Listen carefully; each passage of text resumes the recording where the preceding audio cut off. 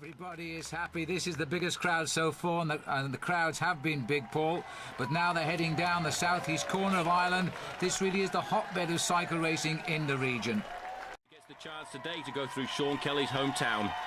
So, next on the list is Carrick-on-Shore, the hometown of Sean Kelly. It is a beautiful little hamlet, and believe me, they've been looking forward to today. The town of Carrick is celebration indeed, and one of my favourite towns in Ireland, I have to say. But the race is flat out now, Paul. They're chasing the time bonus. There's a crash there, and that looked to me like the yellow jersey has gone down. We're approaching the sprint at Youghal, and I think that's Boardman on the road.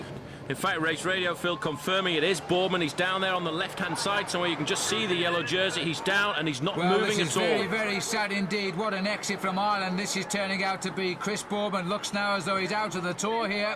He had a very, very nasty fall indeed. I think he may well have hit that wall. Let's have a look if we can see what happened. It's about 10 or 12 men down here. You suddenly see Boardman come out of the line. That looks to me like a rider who's touched a back wheel. And this is another man who's so unlucky, Johan Bruneel. Bruneel is always getting involved in crashes, but Boardman is still on the ground. The race doctor, Gerard Porte, is there trying to see what the problem is, but Boardman is not moving.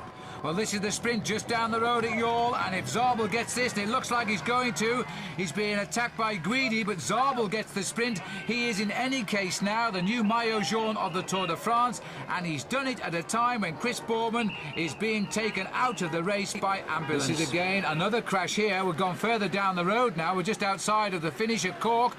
Another touch of wheels, and some of the big stars are down here. There's Neil Stevens, a stage winner last year, but they're all up and riding. No reports of injury. We're on the approach to the finish. A very tricky finish too now. They're all trying to set it up. The riders at the front now are from Gann. They're trying to set it up for Moncassin. This is Magnus Backstedt. Well, Backstedt leading out. He hopes Fred Moncassin, who's got a good wheel here. This is another difficult sprint to judge at the finish at Cork. And Backstedt is giving it his best shot here, the big Swede, coming on to good form. But I'm not so sure whether he can hold it off now. We've also got Zanini here having a little dig. But where is Zabel? Not evident at the moment. Tom Steele is trying to burst through. Jan Zerada is also coming fast. Jan Zerada of the Czech team, and it looks as though it's going to be a tight battle, this one. McEwen is in there. Robbie McEwen is lying in. And we've got Cipollini trying in the red. But Cipollini is not going to get it anything like. Jan Zerada takes it on the line. And so the Czech champion, a new Czech champion at that, gets the victory for Mapei. 2 out of 2 for them.